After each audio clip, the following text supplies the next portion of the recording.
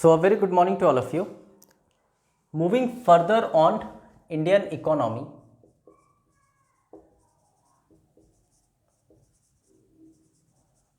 आज हम लोग डेमोग्राफिक ट्रांजिशन थ्योरी देखेंगे।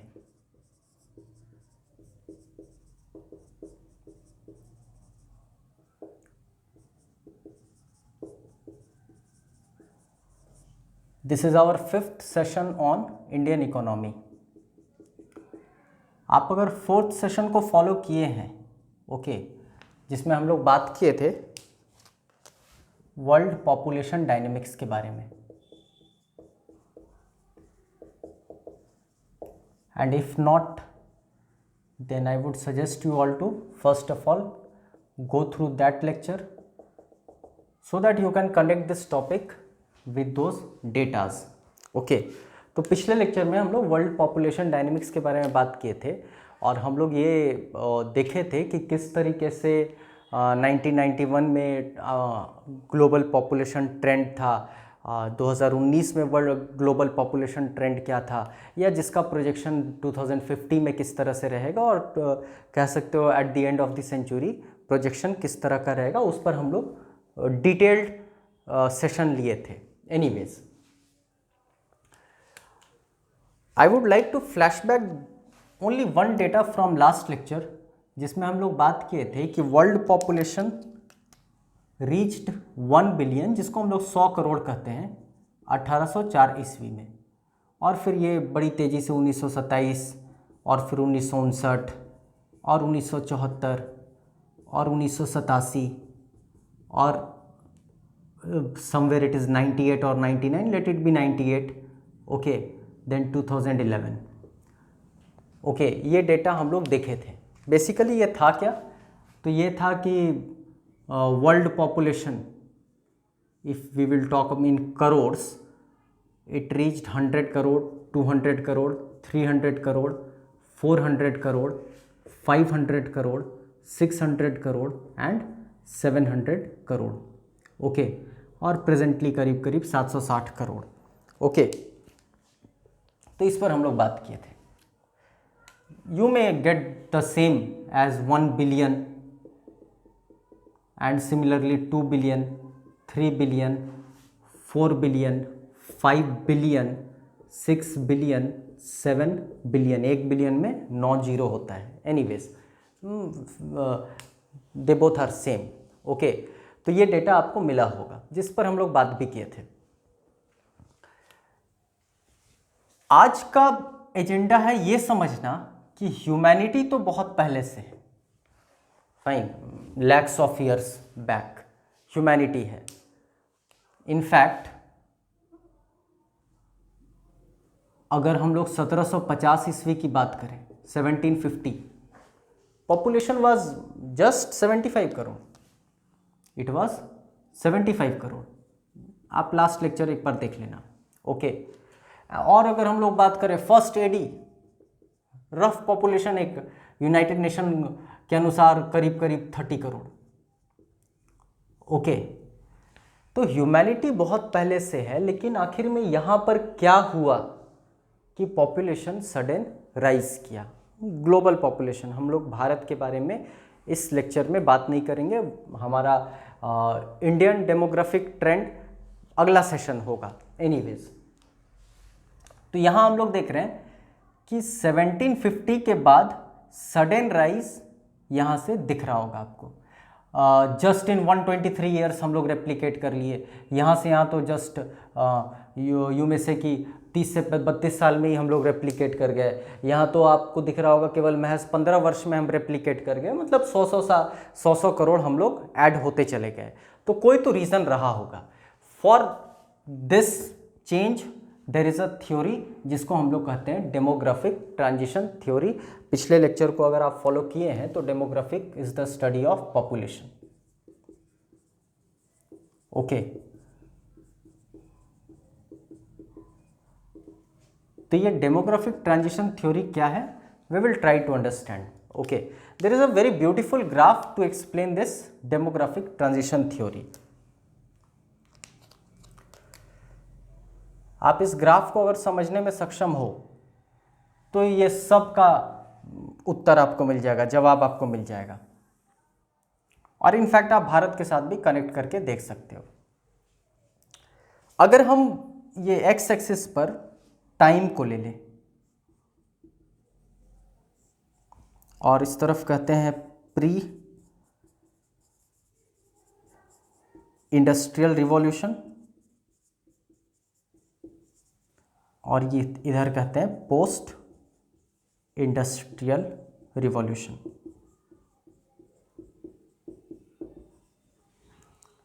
अब ये इंडस्ट्रियल रिवॉल्यूशन क्यों? क्योंकि यही वो फेज़ था 1750 से 18 कह सकते हो अर्ली 19th सेंचुरी या फिर मिड 18th सेंचुरी से अर्ली 19th सेंचुरी या फिर कह सकते हो लेट 19th सेंचुरी। ये जो पूरा फेज़ था वो औद्योगिक क्रांति का कह सकते हो पीक था। एनीवेज, तो हम लोग यहाँ पर इंडस्ट्रियल रिवॉल्यूशन को आधार ले रहे हैं। रीज़न है इसके पीछे, समझ में आएगा थोड़ी देर के अंदर। According to demographic transition theory,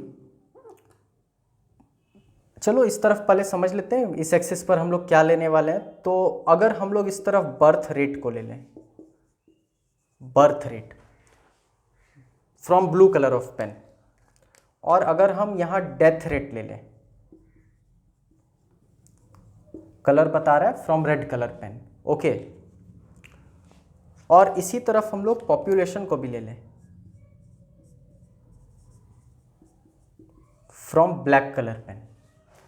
ये है टाइम, इस तरफ हम लोग टाइम स्केल को लिए हैं, और वाई एक्सिस पर हम लोग लिए हैं birth rate from blue colour, death rate from red colour, population from black colour. अगर आप लेक्चर 2 फॉलो किए होंगे, लेक्चर 2 में हम लोग बात किए थे कि किस तरीके से सेक्टर्स ऑफ इकोनॉमी खुद पे खुद ट्रांसफॉर्म करती है, जिसमें हम लोग बात किए थे कि there are multiple sectors of economy, जैसे कि primary sector, secondary sector, tertiary sector, quaternary sector, quinary sector. Okay, तो ट्रांसफॉर्मेशन अपने आप आता है प्राइमरी से सेकेंडरी, सेकेंडरी से टर्शियरी, टर्शियरी से क्वाटरनरी और फिर फाइनली क्वीनरी। तो प्राइमरी से सेकेंडरी का जो ट्रांजिशन था वो इसके आने से हुआ था, इंडस्ट्री।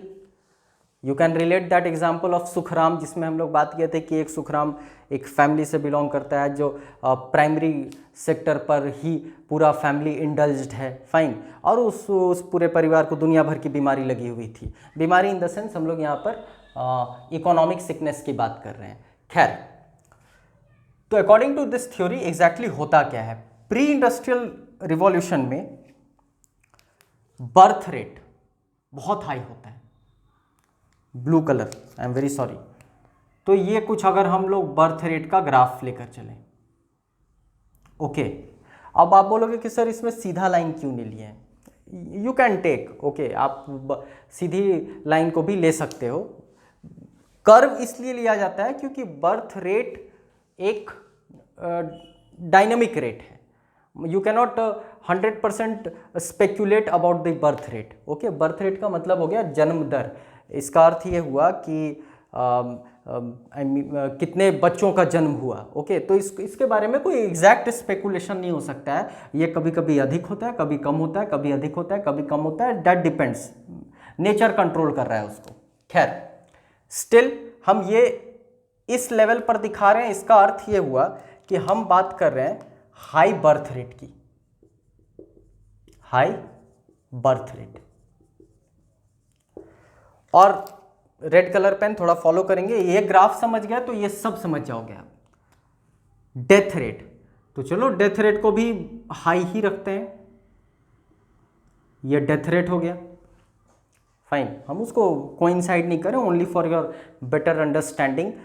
कहने का अर्थ यह है कि डेथ रेट भी क्या होगा? हाई होगा। अब आपको इसका एक्सप्लेनेशन पहले मिल चुका है कि बर्थ रेट और डेथ रेट क्यों हाई होगा। You can relate that example of Sukhram, okay, जिसमें हम लोग बात किए थे कि मेडिकल फैसिलिटीज़ नहीं है, आपका स्टैंडर्ड ऑफ लिविंग बहुत पुअर है, पूरा primary sector based agriculture economy है, एग्रीकल्चर मॉनसून डिपेंडेंट है, वो साल में केवल एक फसल ले पाता है, बच्चे बहुत हैं उसके, फाइन। तो ये सब कह सकते हो डिसगाइज्ड अनएम्प्लॉयमेंट है। There were number of economic sickness जो उस फैमिली को लगी हुई थी। इनफैक्ट समझ पाओगे आप कि उस दौरान बर्थ रेट भी बहुत अधिक होता है और डेथ रेट भी बहुत अधिक होता है, क्योंकि इंडस्ट्रीज नहीं है अभी, सब अपने खेत में सीमित हैं, फाइन। सर्विसेज नहीं है, सर्विस सेक्टर नहीं है, सेकेंडरी सेक्टर नहीं है, टर्शरी सेक्टर नहीं है, क्वाटरनरी तो दूर की बात हो गई क्योंकि उसमें रिसर्च एंड डेवलपमेंट की बात होती है। तो प्री इंडस्ट्रियल रिवॉल्यूशन सिचुएशन कुछ ऐसा ही होता है। ओके, आप डेटा देखो, भारत का डेटा देखो। India life expectancy was 32 years. Can you just imagine at the time of independence, 1947 की बात कर रहे हैं। 1947 की बात ये हो रही है कि 32 वर्ष में ही लाइफ एक्सपेक्टेंसी थी, मतलब आपके जीने की प्रत्याशा, ओके, जीवन प्रत्याशा जिसको कहते हैं, एज अ करीब 30, 35, 36 साल आते आते लाइफ खत्म हो जाता था। अब उसके पीछे बहुत रीज़न है। एंटीबायोटिक्स नहीं थे, ओके, मेडिकल फैसिलिटीज़ नहीं थी, okay, there are number of reason, all depending upon your economy. खैर, कहने का अर्थ ये हुआ कि बर्थ रेट और डेथ रेट दोनों हाई लेवल पर रहता है। ब्लू कलर से बर्थ रेट, रेड कलर से डेथ रेट। लेकिन जैसे ही ये ट्रांजिशन हुआ प्री से पोस्ट के तरफ, मतलब अब धीरे धीरे इंडस्ट्रीज आने लगी, रुपया आने लगा, स्टैंडर्ड ऑफ लिविंग सुधरने लगा, हम अपने एग्रीकल्चर में भी कुछ और इन्वेस्टमेंट करने लगे। फॉर एन एग्जांपल, जो मॉनसून डिपेंडेंट थे वो उसमें एक ट्यूबवेल लगा दिया, अब वो मल्टीपल क्रॉप्स ले सकते हैं। I hope you can relate with earlier classes. तो अब होगा क्या? बट ऑब्वियस है, स्टैंडर्ड ऑफ लिविंग सुधरेगा, खान पान अच्छा होगा, तो लाइफ एक्सपेक्टेंसी थोड़ी बढ़ेगी, हेल्थ फैसिलिटीज़ हम अवेल कर पाएंगे। तो there is a sudden decline, अगर हम इसको ऐसे मानकर चलें, प्री इंडस्ट्रियल रिवॉल्यूशन वाले एरा से पोस्ट की तरफ जैसे ही जाएंगे, ये सडन गिर जाएगा, फाइन। ये डेथ रेट सडन गिर जाएगा क्योंकि अब जेब में पैसा आ गया है, और जेब में पैसा आ गया है तो डेथ रेट सडनली गिर गया। लेकिन बर्थ रेट तो वैसा ही चल रहा है, बर्थ रेट आपका ऐसा ही चल रहा है अभी, ओके। बर्थ रेट में गिरावट आने में कुछ समय लगता है, और यही वो ट्रांजिशन थ्योरी एक्सप्लेन करता है, और यही एक्सप्लेन करता है कि कैसे सडन आबादी बढ़ जाती है। अब इसको थोड़ा और समझेंगे आप। जैसे ही हमारे जेब में पैसा आ गया, प्राइमरी से हम सेकेंडरी की तरफ चले गए, सेकेंडरी से भविष्य में टर्शरी की तरफ चले गए, क्वाटरनरी की तरफ चले गए, हर चीज़ में सुधार आने लगा, लाइफ एक्सपेक्टेंसी बढ़ गई। जो प्रेजेंट डे अगर हम लोग बात करें 2019 की बात करें तो करीब करीब ये 68 वर्ष है भारत के केस में, ओके। ये भी as compared world life expectancy कम ही है। Anyways 68 is still your life expectancy, 68 to 70 years. तो ये डेथ रेट सडनली गिर गया और उसके बाद फिर ये वापस इस लेवल पर आ गया। अब ये लेवल क्या है? तो ये लेवल बतला रहा है, आप देखो इस स्केल पर हम डेथ रेट को लिए हैं, तो ये बतला रहा है कि पोस्ट इंडस्ट्रियल रिवॉल्यूशन में डेथ रेट कम हो गया, मतलब लो डेथ रेट। पहले ऐसा था कि लोग मर जाते थे। डेथ रेट का बेसिकली अगर आप नॉर्मल तरीके से समझना चाहते हो तो मान लो एक कमरे में 1000 लोग को बिठा दिए, अब 1 साल के बाद कितने लोग जिंदा रहेंगे, ओके, कितना लोग उसमें से मर जाएंगे, वही डेथ रेट होता है। पर 1000 में वो कैलकुलेट होता है। तो अगर हम 1000 लोग को इस कमरे में बिठा दिए और उस 1000 में अगले साल कितने लोग जिंदा रहने वाले हैं, वो बेसिकली बतलाता है कितने लोग मर गए वो बतलाता है डेथ रेट, और कितने लोग जिंदा रह गए वो बेसिकली लाइफ एक्सपेक्टेंसी की तरफ जाता है। खैर, तो डेथ रेट में सडन डिक्लाइन आ गया, बर्थ रेट में डिक्लाइन आता है लेकिन समय के साथ। अब ये इसको थोड़ा सा कोशिश करेंगे समझने का। प्राइमरी सेक्टर से तो तुरंत हम सेकेंडरी सेक्टर पर चले गए और डेथ रेट गिर गया क्योंकि मेडिकल फैसिलिटीज मिलने लगा। लेकिन एजुकेशन नहीं आया, फाइन, जेंडर इक्वालिटी नहीं आई, विमेन का पार्टिसिपेशन नहीं आया, वेलफेयर स्टेट का कंसेप्ट नहीं आया, समाज का कल्याणकारी समाज जिसको कहा जाता है, फाइन, कल्याणकारी राज्य जिसको कहा जाता है। तो ये सब कंसेप्ट्स आता है, लेकिन जब जेब में खूब पैसा आ जाता है।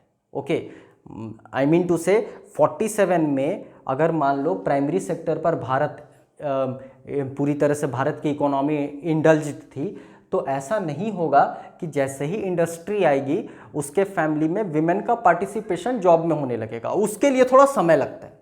ओके, तो ये सब बेसिकली दिखलाता है कि बर्थ रेट भी गिरता है लेकिन थोड़ा समय लेकर गिरता है। मतलब ये भी नीचे आएगा, बट ऑब्वियस है नीचे आना है इसको, और ये कुछ, let me take the absolute line, आएगा यहां पर और फिर ये अपना इस तरह से चलना शुरू करेगा। Okay, this is the logic. लेकिन सारा खेल तो यही बिगड़ जाता है, ये जो गैप आ गया। ओके, मतलब डेथ रेट जब गिरा था उस वक्त बर्थ रेट नहीं गिरा, वो कुछ समय लेकर बर्थ रेट गिरा। तो जब पॉपुलेशन ब्लैक कलर से हम लोग लिए थे, पहले यहीं पर पॉपुलेशन चल रहा था, कुछ ऐसा पॉपुलेशन चल रहा था, लेकिन जैसे ही डेथ रेट गिरने लगा तो अब लोग मर नहीं रहे हैं, तो मर नहीं रहे हैं तो वो आबादी में उनकी गिनती होगी, तो ये पॉपुलेशन बढ़ने लगा। ओके, डेथ रेट और गिर रहा है तो पॉपुलेशन और बढ़ रहा है, क्योंकि बर्थ रेट वैसा ही कायम है जैसा शुरुआत से चलता आ रहा था, तो ये और बढ़ने लगा और ये फिर यहां पर आकर स्टेबल हुआ। तो this is the stable population और this is also stable population. लेकिन ये जो गैप आया बर्थ रेट और डेथ रेट के बीच में, ये सारा खेल बिगाड़ दिया। खैर, अभी का सर्कमस्टांस तो और टू से कह सकते हो अलार्मिंग है। अलार्मिंग क्यों है उसके लिए हम लोग कुछ डेटा लेंगे। ओके, अलार्मिंग इसलिए है क्योंकि जैसे जैसे टेक्नोलॉजी का एडवांसमेंट होता है, जेंडर इक्वालिटी मेल और फीमेल का पार्टिसिपेशन बहुत ज़्यादा इकोनॉमी में हो जाता है, रिसर्च एंड डेवलपमेंट पर आपकी इकोनॉमी चली जाती है, मतलब सर्विस सेक्टर और क्वाटरनरी सेक्टर और क्वीनरी सेक्टर पर चली जाती है, then this is your birth rate. Birth rate in fact death rate से भी कम होने लगता है और this is the alarming situation, this is the alarming fact. Okay, क्यों सीखेंगे हम लोग। इसके वजह से क्या होगा कि ये जो आबादी है जो यहां पर पहुंच गई, वो इन फ्यूचर डिक्लाइन करेगी। ओके, मतलब ये समझ सकते हो आप कि कैसे ये 30 करोड़ 75 करोड़ से लेकर ये बढ़ गया 700 करोड़। ओके, और 1000 करोड़ के आसपास आकर हम लोग स्टेबल होंगे और फिर ये डिक्लाइन होगा, पॉपुलेशन नीचे जाएगा। ये सारा स्पेकुलेशन है। ओके, ध्यान रहे इसमें हम लोग केवल अकाउंट कर रहे हैं बर्थ रेट को और डेथ रेट को। ऐसे पॉपुलेशन के स्टडीज में एक और फैक्टर को लिया जाता है, माइग्रेशन, लेकिन डेमोग्राफिक ट्रांजिशन थ्योरी में केवल बर्थ रेट और डेथ रेट को फैक्टर्स के रूप में माना जाता है। और बट ऑब्वियस है कि किसी भी पर्टिकुलर इकोनॉमी की बात करें, नेशन की बात करें, कंट्री की बात करें, तो उसमें यही दो फैक्टर बहुत ज़्यादा प्रभावी होते हैं। Migration also plays a vital role but not so much. Okay, उसका भी अस्तित्व होता है, जैसे यूनाइटेड स्टेट्स के केस में you would see migration plays a very vital role. Okay, लेकिन एक्सेप्शंस है वो सब। बर्थ रेट और डेथ रेट ही बेसिक दो फैक्टर्स होते हैं। ध्यान रहे इसमें पैंडेमिक्स या एपिडेमिक्स को काउंट नहीं किया जाता है। तो एज ऑफ टुडे 3 जून 2020 जब हम ये वीडियो रिकॉर्ड कर रहे हैं, ओके, तो we are still facing one challenge of pandemic कोविड-19, तो हम इसको अकाउंट नहीं कर रहे हैं। ओके, बट ऑब्वियस है इसके वजह से इसमें बहुत चेंजेस आ जाएगा, उस पर बाद में कभी हम लोग चर्चा करेंगे। खैर, तो हम लोग यहां पर देखें कि प्री इंडस्ट्रियल और पोस्ट इंडस्ट्रियल में एक ट्रांजिशन मिलता है, और ट्रांजिशन कुछ भी नहीं है, बर्थ रेट और डेथ रेट के बीच का है, और जिसके वजह से पॉपुलेशन सडनली बढ़ जाता है। तो आपको तो इस फैक्ट का जवाब मिल गया। ओके, अब हम लोग थोड़ा इस पर आते हैं, this is very important. Okay, this is your population, this was your high birth rate, high death rate, and this is your low death rate and low birth rate. I hope things are very clear. ये जो alarming fact है मतलब very low birth rate, death rate से भी नीचे अगर birth rate चला जाए तो वो अलार्मिंग फैक्ट होगा। इसको हम लोग थोड़ा और समझेंगे। First of all take a look of this graph.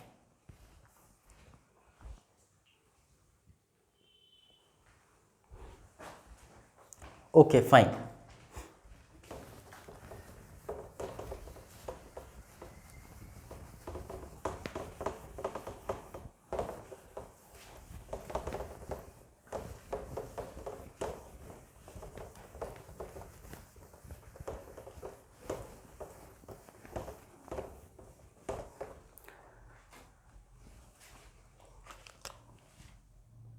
अब दो टर्म अगर आप समझ गए तो फिर ये अलार्मिंग फैक्ट जो जिसके बारे में हम बात कर रहे हैं वो भी क्लियर हो जाएगा। एक होता है टोटल फर्टिलिटी रेट और एक होता है replacement fertility rate.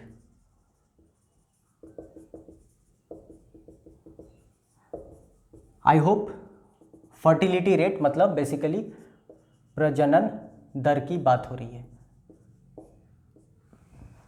Total fertility rate बहुत आसान है समझना।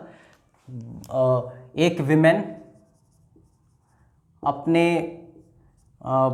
पूरे लाइफ स्पैन में, life span in the sense कि वो उस लाइफ की बात हो रही है जब वो एक बच्चे को जन्म दे सकती है, कितने बच्चे को वो जन्म देती है, that is your fertility rate. Okay, तो ये हर एक कंट्री का अलग अलग होता है। अब क्यों अलग अलग होता है? क्योंकि ये जो एडवांसमेंट हो रहा है primary to secondary, secondary to tertiary और टर्शरी टू क्वाटरनरी, वो हर एक कंट्री में एक ही समय पर नहीं हो रहा है। फॉर एग्जांपल कि भारत आज डेवलपिंग है, ओके, नाइजीरिया आज अंडर डेवलप्ड है, यूएसए आज डेवलप्ड है, फ्रांस आज डेवलप्ड है, इनफैक्ट कह सकते हो ओवर डेवलप्ड है। तो सबका स्टेज सेम नहीं रहा, डिपेंडिंग अपॉन मल्टीपल रीजन। हो सकता है उसमें कोलोनियलिज्म, उपनिवेशवाद एक बहुत बड़ा फैक्टर प्ले किया, उस पर आज हम लोग बात नहीं करने वाले। लेकिन हर कंट्री का टोटल फर्टिलिटी रेट अलग होता है। अलग इसलिए होता है क्योंकि कुछ कंट्री अभी प्राइमरी सेक्टर बेस्ड है, कुछ सेकेंडरी, कुछ टर्शरी, कुछ क्वाटरनरी। और आई होप आप ये रिलेट कर पाए हैं कि किस तरीके से टेक्नोलॉजी के एडवांसमेंट से, इकोनॉमी के ट्रांसफॉर्मेशन से ये सारी कह सकते हो फर्टिलिटी रेट प्रभावित होती है। बट ऑब्वियस है ना कि अगर मेडिकल फैसिलिटीज़ मिलने लगेगा, डेथ रेट गिर जाएगा। ओके, और विमेन का पार्टिसिपेशन इकोनॉमी में होने लगेगा, ईजिली अवेलेबल आपका कॉन्ट्रासेप्शंस वगैरह होने लगेगा, तो बट ऑब्वियस है बर्थ रेट भी गिरेगा, लेकिन उसमें समय लगता है। ओके, और ये वो दोनों के बीच में ट्रांजिशन आता है जब पॉपुलेशन बढ़ जाता है। हम लोग ये बात कर चुके हैं।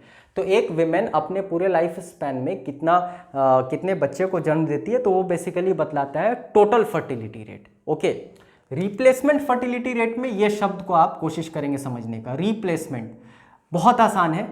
मान लो ये जनरेशन नंबर 1 है, this is your generation 1, normal mathematics है। जनरेशन 1 जिसमें ये मेल है और ये फीमेल है। ओके, अब जनरेशन 2 पर अगर हम बात करें और हम ये चाहते हैं कि जनरेशन 1 में जितनी भी आबादी थी जनरेशन 2 में भी उतनी ही आबादी रहे, मतलब इनको अपने आप को रेप्लिकेट करना पड़ेगा। बट ऑब्वियस है ना, ये दोनों जीवन अमृत पीकर आए नहीं, इनको जिंदा कंटिन्यूअस नहीं रहना है। ओके, इनकी मृत्यु होगी। ओके, तो इनकी मृत्यु होने के बाद कोई तो होना चाहिए जो इसको रिप्रेजेंट करे और कोई होना चाहिए जो इसको रिप्रेजेंट करे। मतलब बट ऑब्वियस है 2 बच्चे चाहिए। अनफॉर्चुनेटली, फॉर्चुनेटली जो आप समझ लो, only female can reproduce. Okay, तो केवल फीमेल ही रिप्रोड्यूस कर सकती हैं, they can only reproduce. I mean अभी साइंस उतना डेवलप नहीं हुआ है कि हम लोग आर्टिफिशियल वोम पर काम करें, उस पर भी अभी रिसर्च चल रहा है, उसकी बात नहीं कर रहे हैं हम लोग। तो फीमेल कैन ओनली रिप्रोड्यूस, तो इस फीमेल को अपने जनरेशन को रेप्लिकेट करने के लिए 2 बच्चे को जन्म देना पड़ेगा। बहुत आसान है। ओके, अब होता क्या है, नॉर्मल, आप इसमें नॉर्मल प्रोबेबिलिटी लगाओगे। अगर 100 बच्चों का जन्म होता है तो नेचर ये अरेंजमेंट करके रखे हुए हैं, करीब 50 मेल और 50 फीमेल, मतलब 50-50 हम मानकर चल रहे हैं। ओके, अब इसका अर्थ क्या हुआ? इसका अर्थ ये हुआ कि ये मेल ये फीमेल, तो जब अगले जनरेशन पर आना है तो ये 50 महिला को 100 बच्चों को जन्म देना पड़ेगा। ऐसा ही है, या फिर आप इसको 1-1 लेकर के चल लो, बात बराबर है।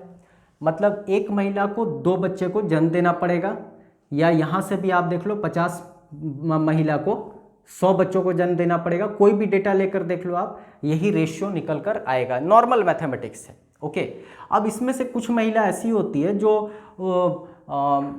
फर्टिलिटी नहीं हो पाता है ड्यू टू सम रीज़न और दी अदर, या उस एज तक नहीं पहुंच पाती है, तो इसीलिए इस डेटा को एक्सेप्ट कर लिया गया है 2.1।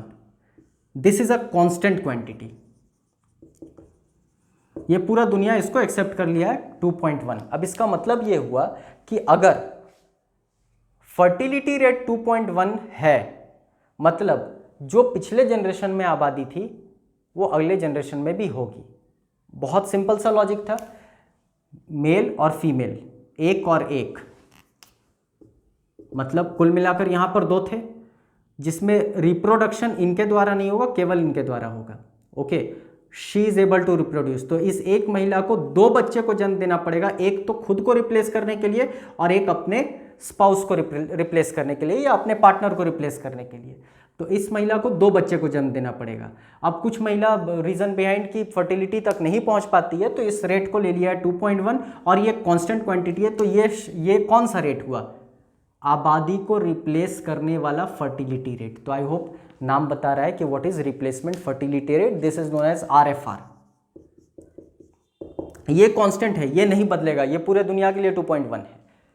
ये हो गया फर्टिलिटी रेट, ये हर एक देश के लिए अलग है, रीजन बिहाइंड कि हर एक देश में डेवलपमेंट का स्टेज अलग अलग है। Okay, niger highly under developed 7.1,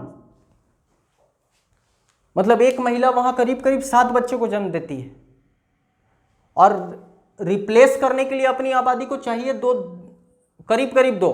okay, 2.1, 2.1 is the exact figure, आप 2 भी मानकर चलोगे तो करीब करीब सही है। ओके, समझने के लिए मोर देन इनफ है। Our India it's 2.3 right now, लेकिन स्पेकुलेशन है कि बड़ी तेजी से ये गिर रहा है, और आप अगर लास्ट ईयर का इकोनॉमिक सर्वे लेंगे तो उसमें तो ये भी स्पेकुलेशन है कि 2021 में ये 1.8 हो जाएगा, मतलब हमारी आबादी भी श्रिंक करेगी। आपको यहीं से अब क्लियर हो रहा होगा कि जिस जिस कंट्री की फर्टिलिटी रेट 2.1 से अधिक है उसकी आबादी बढ़ेगी, और जिस देश की fertility rate, I am talking about total fertility rate, 2.1 से कम है उसकी आबादी श्रिंक करेगी। बहुत सिंपल सा लॉजिक है।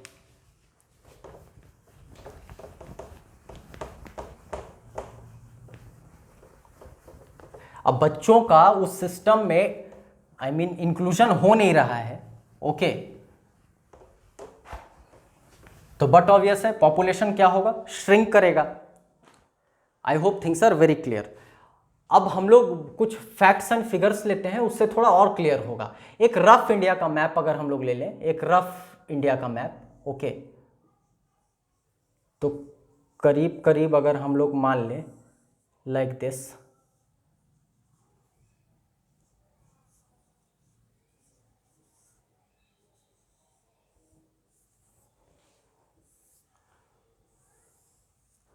एक रफ इंडिया का मैप अगर हम लोग अज्यूम कर लेते हैं कुछ इस तरीके से। Okay, this is only for your understanding. तो भारत का fertility rate, total fertility rate 2.3 है। आप ध्यान रखेंगे रिप्लेसमेंट फर्टिलिटी रेट है constant quantity, and this is your 2.1। फिर से कह रहे हैं जिस देश का 2.1 से फर्टिलिटी रेट ज्यादा होगा उसकी आबादी बढ़ेगी, एक्सपैंड करेगी। जिसका फर्टिलिटी रेट 2.1 से कम होगा उसकी आबादी श्रिंक करेगी। ओके, तो ये मान लो भारत का फर्टिलिटी रेट 2.3 है।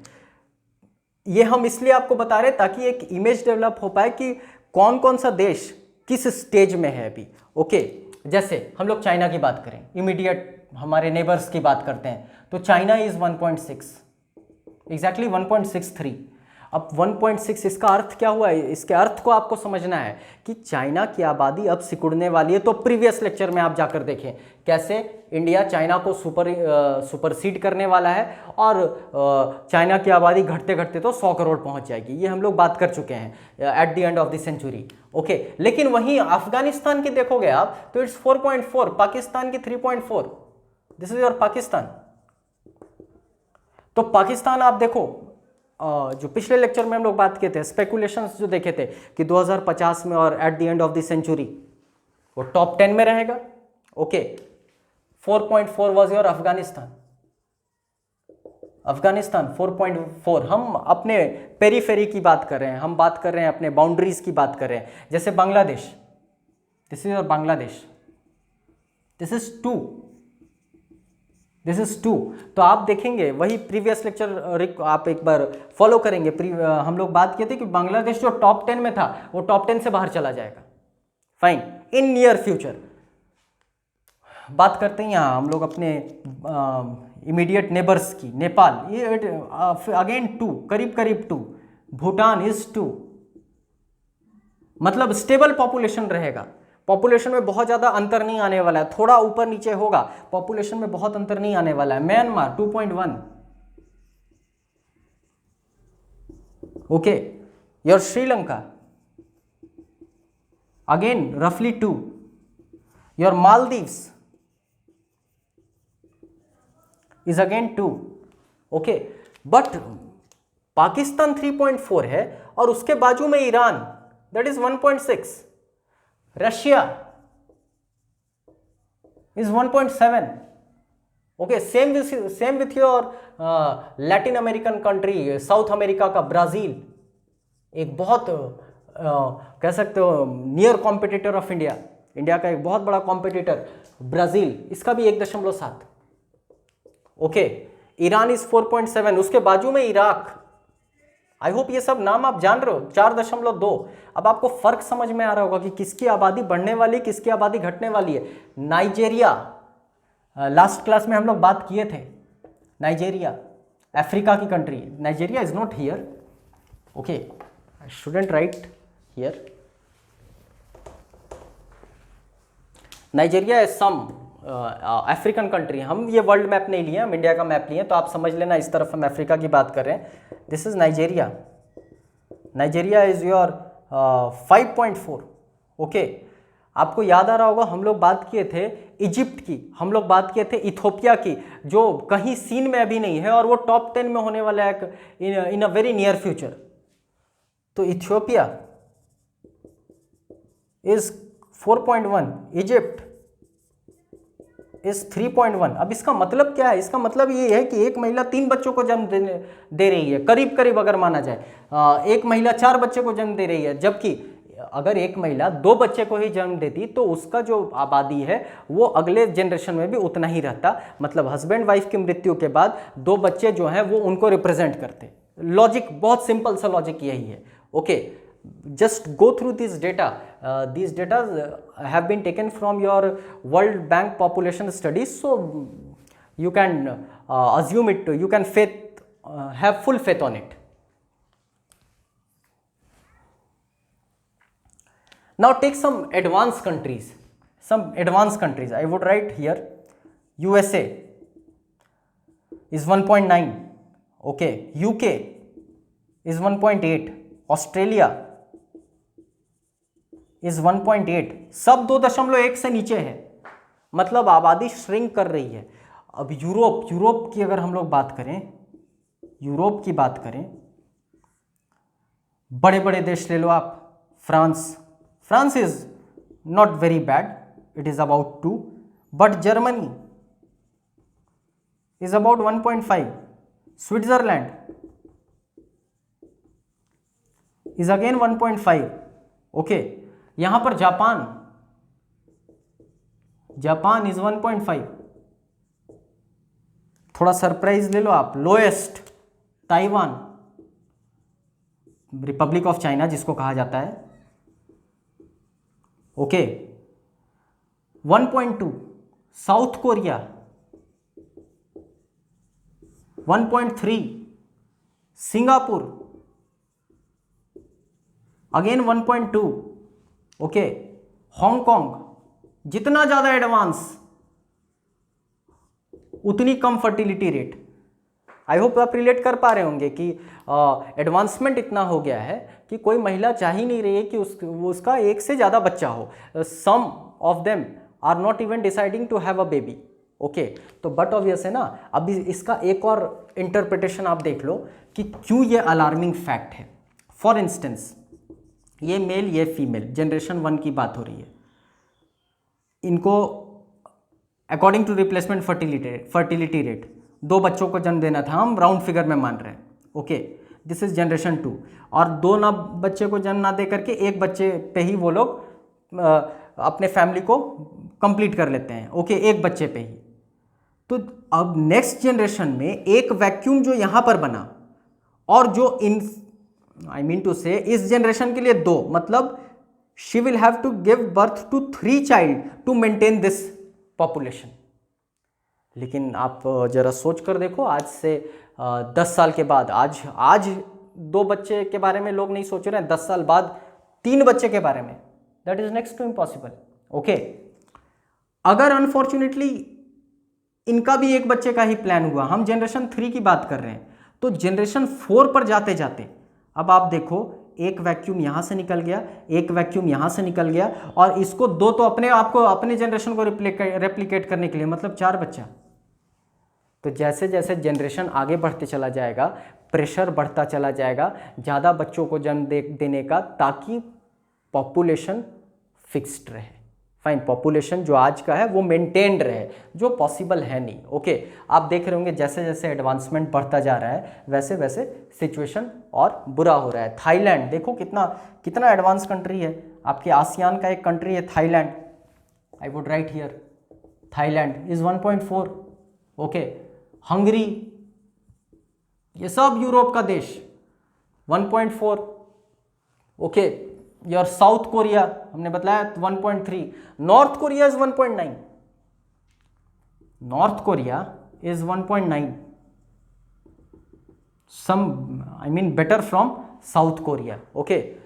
So this is only one I mean representation, जिससे आपको एक आइडिया मिले कि जो देश जितना ज़्यादा एडवांस कर रहा है उसकी फर्टिलिटी रेट गिर गई है, मतलब आबादी डिटियोरेट करेगी, ओके। अफ्रीका पूरा अफ्रीका 4, 4.5, 5, 5.5, 6, 6.5, 7। आप देखिए नाइजर, शुरुआत में ही हम लिखे थे नाइजर हाईएस्ट 7.1। और सबसे इंटरेस्टिंगली कि ये एक ऐसा लिस्ट है वर्ल्ड बैंक का जिसमें जो सबसे टॉप पर है उसके लिए भी दुर्भाग्य है, और जो सबसे लास्ट में है उसके लिए भी दुर्भाग्य है। दैट मीन्स कि ये एक ऐसा लिस्ट होता है जिसमें आप आइदर एंड पर रहोगे तो that is a bad thing, worst thing for you. जैसे नाइजर, 1 महिला पर 7 बच्चा, मतलब पॉपुलेशन कितना एक्सपैंड करेगा। मार्क माई वर्ड्स, आज से 50-100 साल के बाद Niger is going to I mean give some surprises in world population dynamics। खैर, इंडिया में बहुत तेजी से बदलाव आ रहा है, अभी बिहार सबसे ज़्यादा लीड कर रहा है, ओके। मैक्सिमम जो डेवलप्ड स्टेट्स हैं वो 2 से नीचे आ गए हैं, and this is again alarming situation for all, okay. उस पर हम लोग अगले क्लास में बात करेंगे, okay. That's all for today, thank you.